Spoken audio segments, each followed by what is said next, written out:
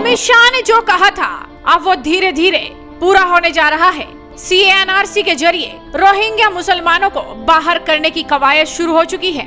जम्मू कश्मीर में इसका ही एक नजारा देखने को मिला था जब एकाएक रोहिंग्या कैंप्स में भागम भाग मच गई। बोरिया बिस्तर समेट कर रोहिंग्या मुसलमान कैंप से भागने लगे। पुलिस के बुलावे पर अपने कागजों की जांच कराने के लिए रोहिंग्या मुसलमान दौड़ पड़े और पुलिस की कार्रवाई से किस तरह से बिलबिलाए वो भी आपको देखना चाहिए। रोहिंग्या हूँ, जम्मू में आया था 2012 में। जिस तरह आपको डिपोर्ट कर रहे हैं आप तो ये जैसे डिपोर्ट कर रहा है वो अच्छा है, लेकिन एक्चुअली ये होता है जैसे कुछ लोगों का माँ बहन इधर ले गया, कुछ बंदे को पकड़कर उधर लेके गया, ये अच्छा नहीं कर रहा है। रोहिंग्या मुसलमान जब देश से भाग रहे हैं तो देश का मुसलमान क्या बोल रहा है आज इस खबर में आपको दिखाएंगे। दरअसल कल की ही बात है जब जम्मू के रोहिंग्या कैंप्स में अचानक से भागम भाग मच गई। रोहिंग्या मुसलमान कैंप से बोरिया बिस्तर समेट कर भाग रहे थे। आलम ये था कि कैंप के बचे हुए लोग अपने रिश्तेदारों के इंतजार में भूखे बैठे थे। इन सब की वजह है होल्डिंग सेंटर, जहां अब तक 155 से ज्यादा रोहिंग्या रखे जा चुके हैं। इलाके में अफरा तफरी थी और जब उनसे बातचीत की गई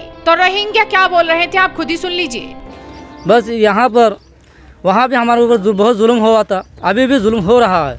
हम वहाँ वापस कैसे जाएंगे? हम तो यहाँ रहना नहीं चाहता हूँ, हम तो सरकार से मुकाबला नहीं कर सकता। पर अचानक में ऐसा हुआ था तो हम उसमें क्या कह सकते हैं, हम तो जाने के लिए तैयार है। देखो हमारा हालात, हम सिर्फ जान बचाने के लिए आया, हम यहाँ रहने के लिए आया नहीं है, क्योंकि हमारा गांव नहीं है। हमारा गांव उधर ही रह गया। हम बिल्कुल हमारा गांव जाऊँगा, बिल्कुल जाने के लिए तैयार हूँ। लेकिन बात तो ये है, हमारे लिए जो नेशनलिटी ले लिया, हम नेशनलिटी अगर वापस करेंगे हमारा देश थोड़ा शांति होगा, हमारा देश आज़ाद होगा, हमारा देश अच्छा जब भी बनेगा हम भी तब भी जाने के लिए हम बिल्कुल तैयार हूँ। हम यहाँ एक जगह रहने के लिए तैयार नहीं है। मैं 2009 में आया था, उस टाइम तो कोई परेशानी नहीं था। अभी इस टाइम कल 2 दिन से ये परेशानी और घर से सो नहीं पा रहा हूँ। यहाँ पे भागना वहीं जा रहा हूँ, इधर जा रहा हूँ, पुलिस दौड़ाते जा रहे।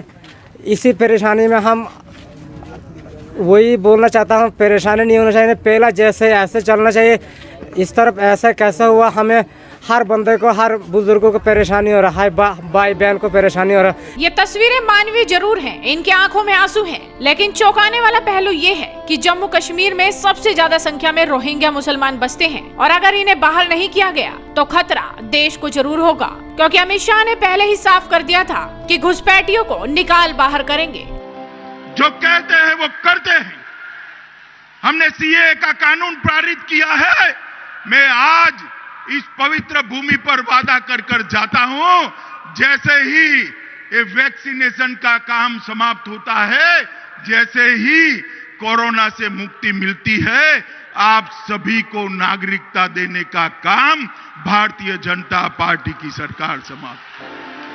और अब आपको देखना चाहिए, जैसे ही रोहिंग्या मुसलमानों पर एक्शन शुरू हुआ तो देश का मुसलमान क्या बोलने लगा। मोहम्मद आजम खान लिखते हैं, एक समय था जब कई देशों में रोहिंग्या खौफ का पर्याय बन गया था। वामपंथी से भारत में बसाने की वकालत कर रहे थे। आज खबरें आ रही हैं कि रोहिंग्या अपना सामान समेत उल्टे पांव भाग रहे हैं। समय बदलते देर नहीं लगती, अपना भारत बदल चुका है। अकबर शेख लिखते हैं, रोहिंग्या को भारत में बसाने का प्रयास वही लोग कर रहे हैं जिन्होंने CAA का पुरजोर विरोध किया था, शाहीन बाग जैसे खतरनाक देश तोड़ो आंदोलन किए थे। अब इन घुसपैठियों को उनके वतन वापस भेजने का सही समय आ गया है। खुर्शीद खान लिखते हैं, जम्मू कश्मीर में अवैध रूप से रह रहे करीब 10,000 रोहिंग्या मुसलमानों को वापस म्यांमार भेजने की तैयारी शुरू हो गई है। मुझे ये समझ नहीं आ रहा, इसमें केवल मुसलमान ही क्यों हैं और कोई क्यों नहीं। तो देश का मुसलमान यही बोल रहा है कि अब वक्त बदल गया है, देश बदल चुका है, अब एक्शन जबरदस्त तरीके से होगा। और देखा जाए तो म्यांमार की ना तो सीमा जम्मू कश्मीर से सटी है और ना मौसम कहीं मेल खाता है, लेकिन इसके बावजूद रोहिंग्या नागरिक जबरदस्त तरीके से जम्मू कश्मीर में बसे हैं और ये एक बड़ी साजिश का नतीजा है।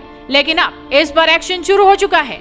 देखना होगा कि आगे कौन कौन से शहरों में, कौन कौन से राज्यों में इन रोहिंग्या मुसलमानों पर, घुसपैठियों पर एक्शन होगा। ये देखने वाली बात होगी। तो आप भी इस वीडियो को ज्यादा से ज्यादा शेयर कीजिए और जुड़े रहिए हेडलाइंस इंडिया के साथ।